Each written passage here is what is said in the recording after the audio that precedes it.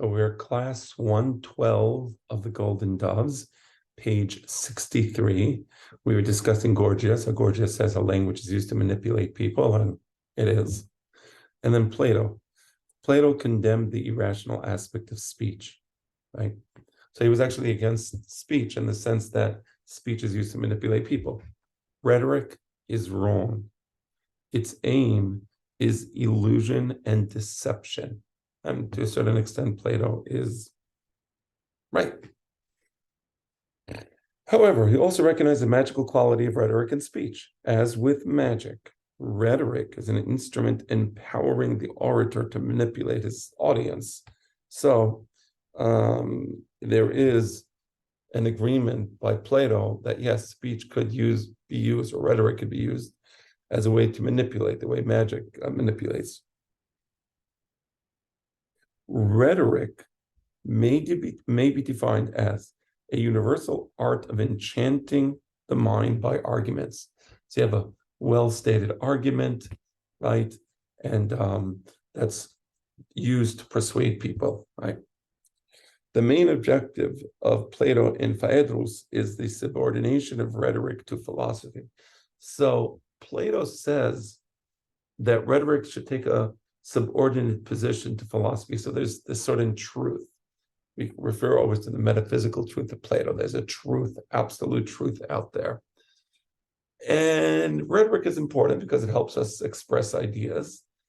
But the words ultimately are harmful because it could be used to manipulate. So what's important is not the words, but the ultimate absolute truth, right? The orator should implant in his audience the conviction he desires by the right application of words and training. So it's true. Now, if you're a philosopher in Plato's worldview, and you understand the absolute truth, right? And then you have a certain conviction about something is right or something is wrong, and then you use the right words to guide the people to believe in that which you believe. Because of its manipulative and magical powers, rhetoric must be used as an instrument in the service of truth, that is, of philosophy. So as long as rhetoric is used to express philosophical ideas, rhetoric is good because it's giving people the truth of philosophy. This is all Plato, right, in Phaedrus. Accordingly, a genuine orator must be first and foremost a true philosopher. Right? Because if you're not a philosopher, then your rhetoric would be used for other than philosophy and other than truth. And then it would just be, so to speak, just bad. Here's a quote. Oratory is the art of enchanting the soul. And therefore, he who would be an orator has to learn the differences of human souls. There are so many of such nature. So if I want to convince you of something, I have to kind of size you up. And then after sizing you up, I would use the right words to persuade you to that which I want to bring to your knowledge, right? But different people, for different people, you would use different rhetorical tools. And he will next divide speeches into their different classes. Such persons, he will say, are affected by this or that kind of speech in this or that way. But everything, I mean, he's right, So if I'm talking to a bunch of ignorant, uneducated people, I would, who are looking for religion, I would speak in, very dramatic, dogmatic way, right? Because they're ignorant. If I was talking to a more intelligent crowd, I would speak perhaps in a more subtle, nuanced way. Not me. I don't speak. Hope I don't speak in like a demagogue, but that's what demagogues do. Demagogues speak to the masses, right? And we know what the masses are. Yeah. He who knows all this and knows also when he should speak and when he should refrain and when he should use pithy sayings, pathetic appeals, sensational effects, and all the other modes of speech. It all depends on who you're speaking with, right? A lot of times you can learn about a rabbi's audience just by hearing the rabbi speak.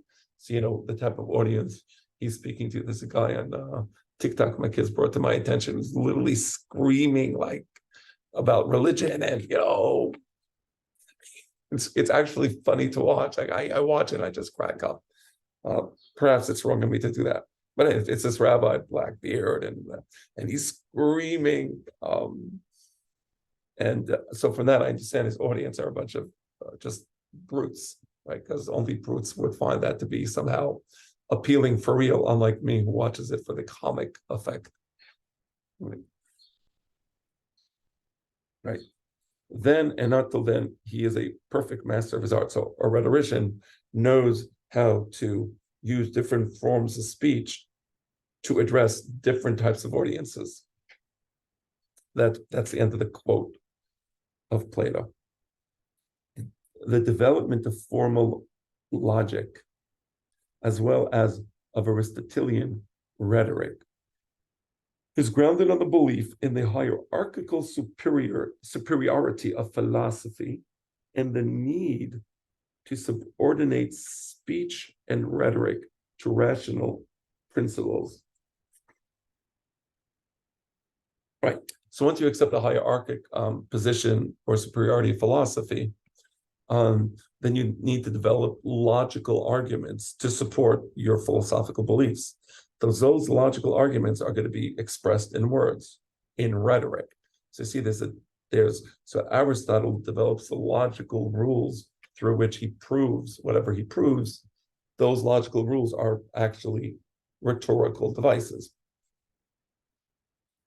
Usually, in discussions concerning the character of language, the rhetorical and logical views are treated as mutually exclusive. So people like to think of rhetoric. There's rhetoric, which is the words, right? The tone of the words, the mood of the words. And then there's logic. Logic is more like the absolute truth, right? It's just two different things. For Maimonides, okay, so now we did Gorgias, we did Plato, we did Aristotle, who develops the rules of logic, and now Harambam. For Maimonides, however, both the rational and irrational aspects of speech, far from being mutually exclusive, are essential for an adequate understanding of language. Right. So you have the rational, logical arguments, that part of the speech, and then you have the irrational part of the speech, which is the rhetoric. So for Rambam, there's two things that are not necessarily separate. At one level,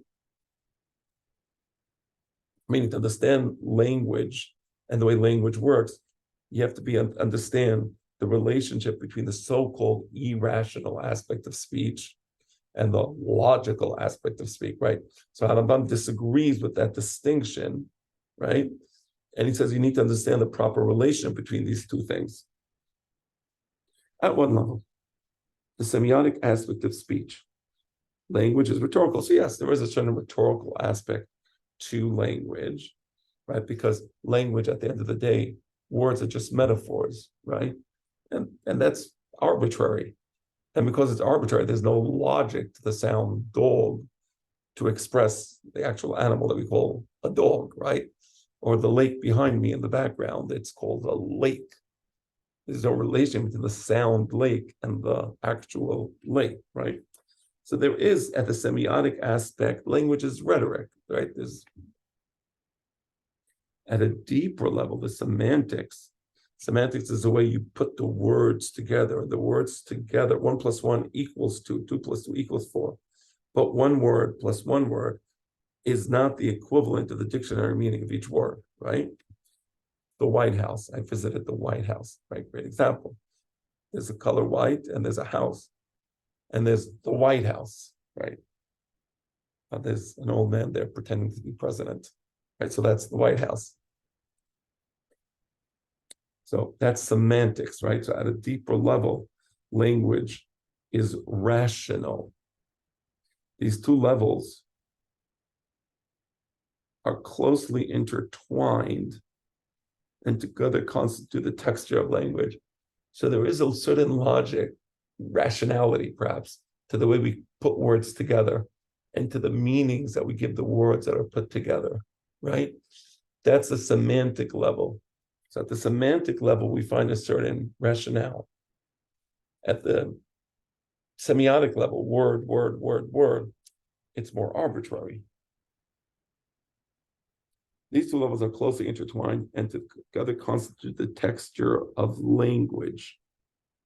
To view speech as the exclusive apparatus for either rhetoric or reason is to ignore profoundly what language is all about. Right? So when you say all speech is just rhetoric, it's just rhetoric. Well, if you say that, then you're actually ignoring the semantic level of language, which is far more profound. Right? And at the semantic level, words can do incredible, or can encapsulate incredible ideas. Maimonides' treatment of language bears directly upon his concept of freedom, right?